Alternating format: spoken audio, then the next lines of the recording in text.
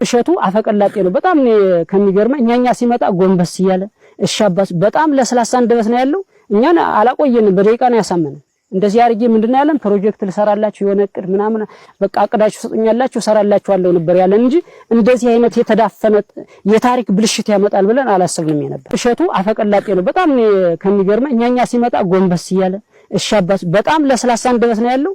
እኛን አላቆየንም፣ በደቂቃ ነው ያሳመነን። እንደዚህ አርጌ ምንድነው ያለን ፕሮጀክት ልሰራላችሁ የሆነ እቅድ ምናምን በቃ አቅዳ ሁለት መልእክታቶችን አሉኝ በዚህ ቪዲዮ ላይ። ቪዲዮ ላይክ እና ኮፒ ሊንክ ያደረጋችሁ አዳምጡኝ።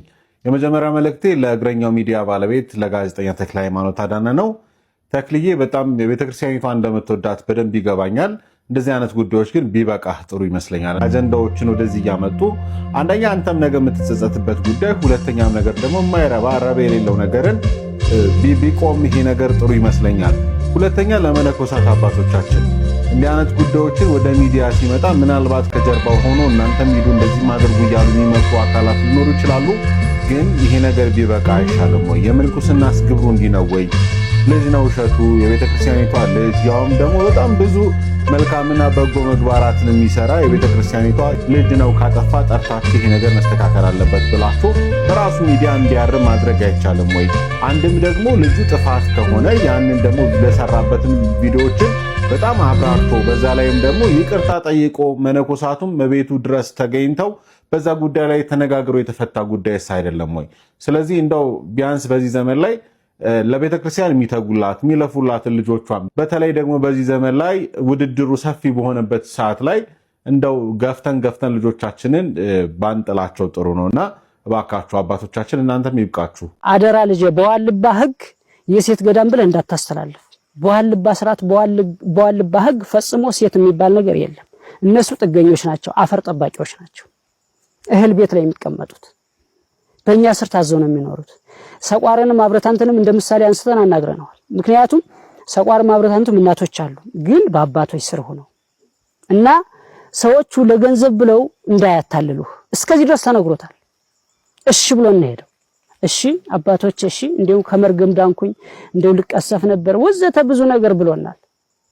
ስለዚህ እሸቱ እኛን አይደለም ያታለለው ራሱን የተታለለው። ይሄን ሁሉ ግዙፍ ማህበር አታሏል፣ ግን ራሱን የተታለለው ነገ የዋልባ አምላክ ዋጋ ይከፍለዋል፣ ዋጋ ይሰጣል። ምክንያቱም አዝነናል።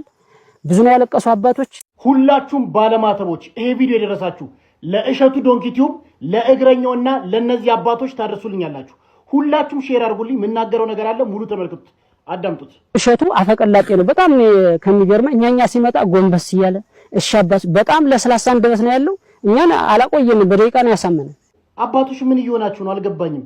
እግረኛው ሚዲያ የምትባል አንተ ሰውዬ ለቪው ብለ ለብር ብለ ምንድነው የምታጣለው የምታቀሳሰረው? በቃ ይቅርታ ተባባላል፣ በቃ ላሽ ማለት ነው፣ አለቀ። አባቶች ምንድነው በዚህ ልክ እንደዚህ መውረድ? ቤተክርስቲያናችን በዚህ ልክ እንደዚህ ማሰደብ ምንድነው? አባቶች አልገባኝም። ዘንድሮ ምን እየተፈጠረ እንደሆነ አልገባኝም። እንደዚህ ይቅርታ ተባላ በቃ በውስጥ መጨረስ ሲገባ ቲክቶክ ላይ እንደዚህ አንድ የገዳም አባት መነኩሴ ቲክቶክ ላይ እንደዚህ መልኩ ሲተማማ መሳይ እኔ በጣም ይገርመኛል። እግዚአብሔር ይቅርታን ማስተማር ትህትናን ማስተማር ሲቻል ቲክቶክ ላይ ተጥሎ ወይ ደግሞ ለአንድ ጋዜጠኛ እሸቱ እንደዚህ ነው ማለት ከአንድ አባት ይጠበቃል እንዴ? ከናንተ ምንድነው የምንማረው? እኛ እኮ ዓለምን ትተን ለናንተ እንጸልያለን ብላችሁ አይደል ገዳም የገባችሁት? እሸቱ ዶንኪ ቲዩብ የምትባል ወንድማችን ምን እየሰራ ነው ያለው? አልገባኝም። አንተ ለዩቲዩብ ቪው ብለ ስህተት አትስራ። በተለይ ቤተክርስቲያን ላይ ብለን ተናግረናል አይደል እንዴ? ሲቀጥል ደግሞ እሸቱ ስጋ የለበሰ በ9 ወር ተወልዶ አድጎ ምናምን በደቂቃ ሰብስቦ ካሳምናችሁ እኔ ሌላ ጥያቄ ፈጠረብኝ።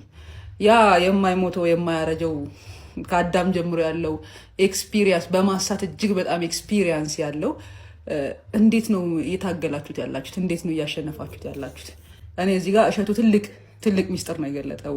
እርሶም በንግግሮት የነገሩን እሱ በደቂቃ ነው ያሳመነን ካላችሁ ብዙ ነበራችሁ። ብዙዎቹን አንድ እሸቱ ካሳመነ እያንዳንዳችሁ ለየብቻ የሚፈትነው ያ እግዚአብሔርን ራሱ የሚፈትነው ከአጅሬ ጋር እንዴት ነው ያላችሁ ታዲያ? እንዴት ነው ፍሬንድ እየፈተናችሁ እየወደቃችሁ ነው ወይስ እያለፋችሁ? እሸቱ ከጣላችሁ እዛ አታልፉም። የምሬ ነው፣ እንደ ቃሉ ስናገር ማለት አታልፉም። ለእሸቱ መለሰ ስመ ክርስትና ወልደ ኮሜዲያን እሸቱ ምንድነው የገጠመው? እጅግ በጣም ያሳዝናል። ከዚህ በፊት እንደምናስታውሰው ስለ ዋልድባ በሰራው ቪዲዮ ምክንያት የገዳም አባቶች መጥተው ገስጸውት ነበረ። ከዛም ከክፉ አስቤ አይደለም አባቶቼ ይቅርታ አድርጉልኝ ብሎ ይቅርታ በመጠየቁ ቤቱ ድረስ መጥተው ትህትና የክርስቲያናዊ ስነ ምግባርህ ይገለጥ ዘንድ ነው እንጂ አላጠፋም፣ ይቅርታ አድርገንልሃል፣ በአባቶችም ጸሎት ባርከናል ሲሉ ቤቱንም ቢዝነሱንም ባርከውለት ተመልሰው ነበረ። ነገር ግን አሁን ደግሞ እሸቱ መለሰ አፈቀላጤ ነው፣ አባቶች የባረኩት አሳምኗቸው ነው እንጂ በፍጹም እሸቱ መለሰ ሊባረክ ሳይሆን ሊረገም የሚገባው ሰው ነው ሲሉ እርግማናቸውንና ውግዘታቸውን እንግዲህ አስቀምጠዋል። እስኪ ተመልከቱትና ነገሩን እንዴት ታዩታላችሁ? ሀሳባችሁን ስጡበት። የምናስተላልፍልህ የክፉ ስራ ውጤት ከጽሞናው ቦታ ከስውራኑ ቀዬ ከውግዘቱ ስፍራ ካልተፈቀደው ቤተ መቅደስ ሴት አሯሯጥክበት አዎ አባቶችን አሳዘንካቸው።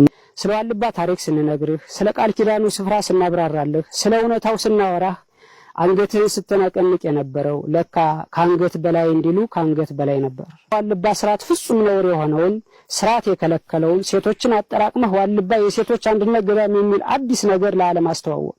ከአሁን በፊት ሲፈርድ የነበረው ዛሬም እየፈረደ ያለው ነገም የሚፈርደው የዋልድባ አምላክ በዚህ በተሰበሰብነው ማህበረ መነኮሳትና ባንተ መካከል በእውነት ይፍረድ። አሜን።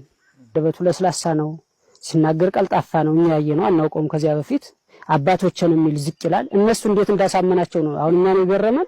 እነሱን ሰራስ ወስዶ እንዴት እንደሸወዳል። እኛ ታላቁ የዋልድባ ገዳም የዩቲዩበሮች የገበያ ማዕከል እየሆነ ነው።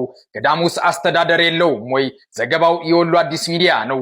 የቅድስናውና የብህትናው ማማ የሆነው ታሪካዊ ዋልድባ ገዳም ካለፈው ወር ጀምሮ የዲጂታል ነጋዴዎች መጨቃጨቂያ መድረክ ሆኗል። የተለያዩ ሚዲያዎችና ዩቲዩቦች የሚለቀቁ ቪዲዮዎች የገዳሙን መንፈሳዊ ጸጥታ በማናጋት ለግል ዶላራቸው ገቢ ማገኛ እየዋለ ይገኛል። አንዳንዶች ደግሞ ገዳሙን ለፖለቲካና ለብሔር ፍጆታ ማራገቢያነት እያደረጉት ይገኛሉ። ውስጥ ያሉ አባቶች ከዓለም ወሬ የራቁ ቢሆኑና ዝምታን ቢመርጡ ተገቢ አይደለም ወይ? ይህንን የዲጂታል ንግድ ለማስቆም የገዳሙ አስተዳደርና የቅዱስ ሲኖዶሱ መዋቅርና ምዕመናኑ አስቸኳይ ቁጥጥራዊና ይፋዊ መግለጫ ሊሰጡበት ይገባል። የዋልድባ ገዳም የጸሎት ምሽግ እንጂ የዩቲዩበሮች የገበያ አዳራሽ አይደለም። በዚህ ጉዳይ ላይ የእናንተ ሀሳብ ምንድነው? ሀሳብ አስተያየታችሁን በኮሜንት አስቀምጡልን።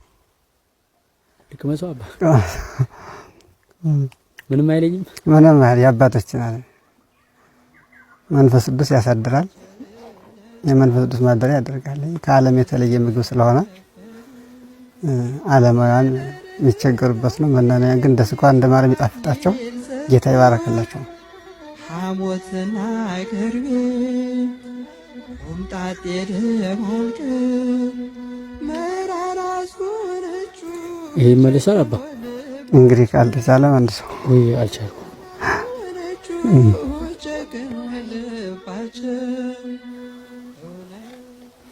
እንደው አቀማሰው ይቅርብኝ አባቴ። ይሄኛው እንደዚህ የሆነ ይብስ የለ። አዎ ይሄ ይብሳል። ይሄኛው